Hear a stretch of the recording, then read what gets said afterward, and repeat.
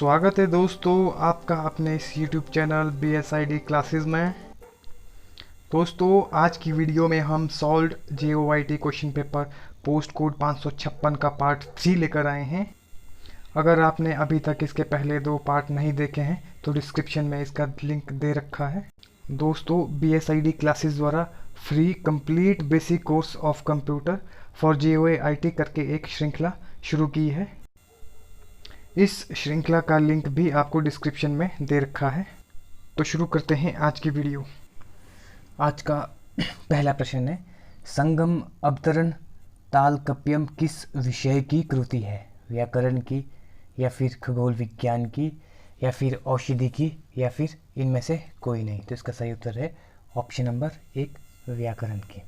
अगला प्रश्न है, बैसाखी उत्सव मनाया जाता है गुरु गोविंद सिंह के जन्मदिन पर, या फिर गुरु नानक जी के जन्म दिवस पर, या फिर खालसा पंथ की स्थापना पर, या फिर स्वर्ण मंदिर की स्थापना पर। तो इसका सही उत्तर है ऑप्शन नंबर सी खालसा पंथ की स्थापना पर।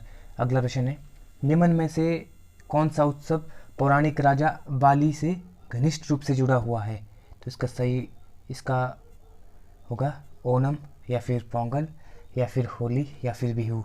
तो इसका सही उत्तर होगा ऑप्शन नंबर ए ओणम। अगला प्रश्न है, निम्न में से कौन सा नेता कभी भारतीय राष्ट्रीय कांग्रेस का अध्यक्ष नहीं बना? तो पहला ऑप्शन है बाल गंगाधर तिलक, या फिर जवाहरलाल नेहरू, या फिर दादा भाई नौरोजी, या फिर मोतीलाल नेहरू। तो इसका सही उत्तर होगा ऑप्शन नंबर ए बाल गंगाधर तिलक। अगला प्रश्न है, निम्न में से कौन देशबंधु नाम से जाना गया था? पहला ऑप्शन है ज्योतिबा फुले, दादा भाई नौरोजी, चित्तरंजन दास, या फिर इनमें से कोई नहीं। तो इसका सही उत्तर होगा ऑप्शन नंबर सी चित्तरंजन दास। अगला प्रश्न है, all India trade union Congress की स्थापना किस वर्ष की गई थी? 1928 में, या फिर 1920 में, या फिर 1922 में, या फिर 1924 में। तो इसका सही ऑप्शन होगा ऑप्शन नंबर बी 1920 में। अगला प्रश्न है, महात्मा गांधी भारतीय राष्ट्रीय कांग्रेस के अध्यक्ष बनाए गए कानपुर अधिवेशन 1925 में, या फिर बॉम्बे अधिवेशन 1915 में, या फिर बेलगांव अधिवेशन 1924 में, या फिर इनमें से कोई नहीं। तो इसका सही उत्तर होगा ऑप्शन नंबर सी बेलगांव अधिवेशन 1924 में। अगला प्रश्न है, किसे आर्थिक राष्ट्रवाद के प्रणेता के रूप में याद किया जाता है? ऑप्शन है RC Dutt, BC Pal, BG Tilak, या फिर इनमें से कोई नहीं। तो इसका सही उत्तर होगा option number A RC Dutt. अगला प्रश्न है, कैबिनेट मिशन की अध्यक्षता किसने की थी? ऑप्शन है AB अलेक्जेंडर, या फिर S क्रिप्स, या फिर P लॉरेंस, या फिर इनमें से कोई नहीं। तो इसका सही उत्तर होगा option number C P Lawrence. अगला प्रश्न है, निम्न में से कौन अगस्त प्रस्ताव से संबंधित था? लॉर्ड लिनलिथगो, या फिर लॉर्ड बेबल, या फिर लॉर्ड इरविन, या फिर इनमें से कोई नहीं। तो इसका सही उत्तर होगा ऑप्शन नंबर ए लॉर्ड लिनलिथगो। अगला प्रश्न है, भारत का लौह पुरुष किसे कहा गया था? ऑप्शन ए है सरदार वल्लभ भाई पटेल, लाला लाजपत राय, या फिर SN बनर्जी, या फिर इनमें से कोई नहीं। तो इसका सही उत्तर है ऑप्शन नंबर ए सरदार वल्लभ भाई पटेल। इन्हें बिस्मार्क ऑफ इंडिया के नाम से भी जाना जाता है। अगला क्वेश्चन है, लोकनायक से किसे जाना जाता है? पहला ऑप्शन है बाल गंगाधर तिलक, सुभाष चंद्र बोस, जयप्रकाश नारायण, या फिर इनमें से कोई नहीं। तो इसका सही उत्तर है जयप्रकाश नारायण। अगला प्रश्न है, भारत छोड़ो आंदोलन किसके विरोध में चलाया गया था? कैबिनेट मिशन योजना की विरोध में, या फिर बाइबल योजना, या फिर क्रिप्स प्रस्ताव, या फिर इनमें से कोई नहीं। तो इसका सही उत्तर होगा ऑप्शन नंबर सी क्रिप्स का प्रस्ताव। अगला प्रश्न है, भारत का प्रथम राज्य जिसका निर्माण भाषागत आधार पर किया गया था? ऑप्शन ए हरियाणा, बी है गुजरात, सी है आंध्र प्रदेश, या फिर केरल। इसका सही उत्तर होगा ऑप्शन नंबर सी आंध्र प्रदेश। अगला प्रश्न है, किस वर्ष 26 अक्टूबर को जम्मू और कश्मीर भारत का एक अभिन्न अंग बना था? ऑप्शन ए है 1947, बी है 48, सी है 1949, या फिर नन ऑफ अबव। तो इसका सही उत्तर होगा option number A option number ए 1947। अगला प्रश्न है, निम्न में से किसने सर्वोदय योजना का प्रारूप तैयार किया था?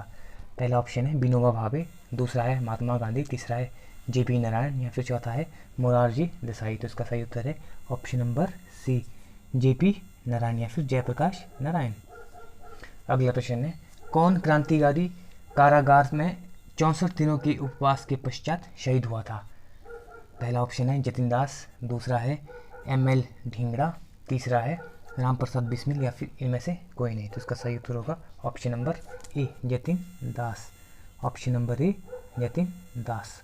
अगला प्रश्न है, रानी गैदिन्यू एक निडर स्वतंत्रता सेनानी थी जो तत्कालीन ब्रिटिश इंडिया के किस भाग से संबंधित थी? ऑप्शन ए असम, बी है मणिपुर, तीन है सी है इलाहाबाद या फिर इनमें से कोई नहीं। तो इसका सही उत्तर होगा ऑप्शन नंबर बी मणिपुर। अगला प्रश्न है,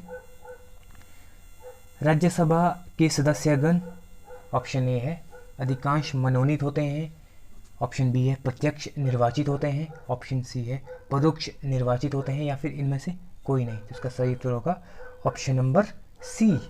ऑप्शन नंबर सी है परोक्ष निर्वाचित होते हैं, इलेक्टेड इनडायरेक्टली। अगला प्रश्न है, लोकसभा के सदस्यों की स्थिर संख्या है 540 या फिर 545 या फिर 444 या फिर इनमें से कोई नहीं। तो इसका सही उत्तर होगा ऑप्शन नंबर बी 545 545। अगला प्रश्न है, प्रोटेम अध्यक्ष का कार्य है, पहला है सदस्यों का शपथ ग्रहण या फिर अध्यक्ष की अनुपस्थिति में सदन की कार्यवाही का संचालन करना या फिर जब अध्यक्ष की चुनाव की स्थिति नहीं बनी हो तो अध्यक्ष की तरह कार्यवाही करना या फिर इनमें से कोई नहीं। तो इसका सही उत्तर होगा ऑप्शन नंबर ए सदस्यों का शपथ ग्रहण। अगला प्रश्न है, शून्यकाल क्या है? ऑप्शन नंबर ए है जब एक मौद्रिक विधेयक लोकसभा में रखा गया हो या फिर प्रातःकालीन सत्र तथा अपराह्न सत्र के मध्य का अंतराल या फिर जब अति महत्व के विषय उठाए गए हो या फिर इनमें से कोई नहीं। तो इसका सही उत्तर है ऑप्शन नंबर सी, जब अति महत्व के प्रश्न उठाए गए हो। अगला प्रश्न है, लोक लेखा समिति अपना प्रतिवेदन किसे सौंपती है? तो पहला ऑप्शन है संघ वित्त मंत्री, ऑप्शन बी है राज्यसभा के अध्यक्ष, सी है लोकसभा के अध्यक्ष या फिर भारत के राष्ट्रपति। तो इसका सही उत्तर होगा ऑप्शन नंबर सी, लोकसभा के अध्यक्ष। अगला प्रश्न है, सर्वोच्च न्यायालय द्वारा कितने प्रकार के परमादेश जारी किए जा सकते हैं? इसका ऑप्शन है ऑप्शन नंबर ए 5, बी है 6, ऑप्शन नंबर सी है 4 या फिर इनमें से कोई नहीं। तो इसका सही उत्तर होगा ऑप्शन नंबर ए 5।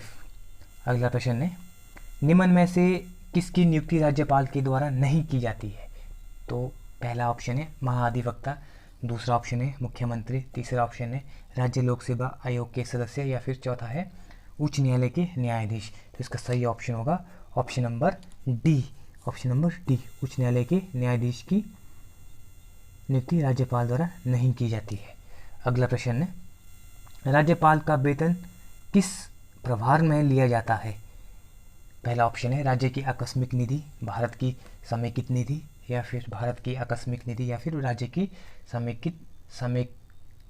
समेकित निधि। तो इसका सही उत्तर होगा ऑप्शन नंबर डी, राज्य की समेकित निधि। अगला प्रश्न है, पंचायती राज की 3 स्तरीय प्रणाली प्रारंभ में अनुशंसित की गई थी। ऑप्शन ए है Balwant Rai Mehta committee, option B है Ashok Mehta committee, option C है एल.एन. सिंघवी कमेटी या फिर इनमें से कोई नहीं। तो इसका सही उत्तर होगा option number A Balwant Rai Mehta committee. बता दें कि अशोक मेहता कमेटी द्वारा द्विस्तरीय पंचायती राज की अनुशंसा की गई थी। अगला प्रश्न है, प्रियासॉफ्ट का संबंध है पंचायत से या फिर भूमि रिकॉर्ड से या फिर सार्वजनिक वितरण प्रणाली से या फिर इनमें से कोई नहीं। तो इसका सही उत्तर होगा ऑप्शन नंबर ए पंचायत से। अगला प्रश्न है, द्वितीय प्रशासनिक सुधार आयोग का अध्यक्ष कौन है? मतलब एक करंट अफेयर का प्रश्न है। तो उस समय थे आपके पास मीरा वीरप्पा मोइली। अगला प्रश्न है, भारतीय संविधान के किस अनुच्छेद को प्रभावशील कर आर्थिक आपातकाल की घोषणा की जा सकती है? तो इसका सही उत्तर होगा ऑप्शन नंबर ए 360 अनुच्छेद। अगर आपको हमारी यह वीडियो पसंद आती है तो इसे लाइक करें, शेयर करें, और अगर आप चैनल पर नए हैं तो सब्सक्राइब बटन के साथ बेल आइकन प्रेस करना ना भूलें। Thank you.